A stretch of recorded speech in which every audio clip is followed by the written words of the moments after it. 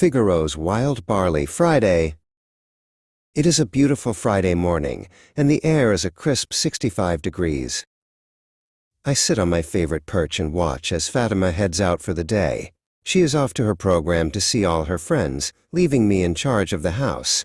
Now that the front door is closed, my own big plans can begin. I trot over to the big glass door that leads to the deck. The sun is hitting the wood, turning it into a golden stage. I let out my most demanding meow.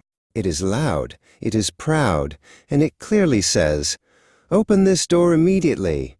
A very important cat has business outside." Mom Gulson hears my song, but she doesn't come empty-handed. She is holding the teal trap, my harness. "No runaway adventures today, Figaro," she says firmly. I remember my last great escape, running through the bushes like a wild tiger, but Mom has a very long memory. I try the slipper eel move, wiggling my shoulders so she can't catch me. I even do a dramatic flop onto the carpet. But Gulson is too fast. With a few clicks, I am buckled in. I look down at my chest. Fine, I admit it. I look pretty stylish in this shade of blue. Dad Levent walks into the kitchen, the steam from his morning coffee smelling like toasted nuts. He sees me in my new outfit and starts to laugh. "Well, look at you, Figaro. You're the best-dressed explorer in the neighborhood," he says, lifting his mug in a toast.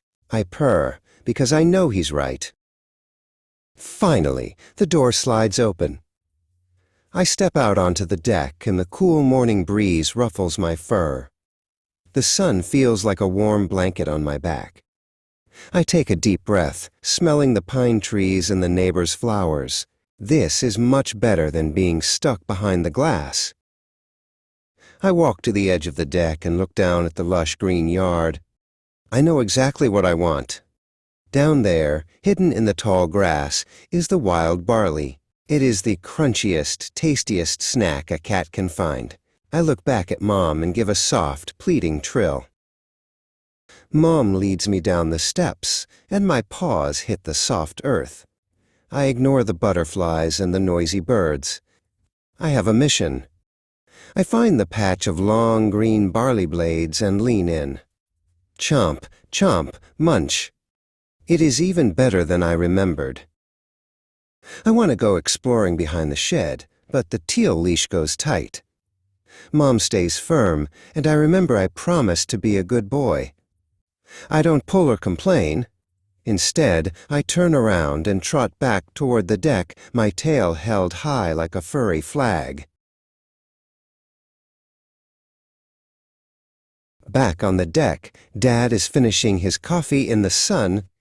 I find a bright spot right next to his chair and curl into a tight, cozy ball. Friday is off to a great start. While Fatima is busy at her program, I'll stay right here and dream of more barley.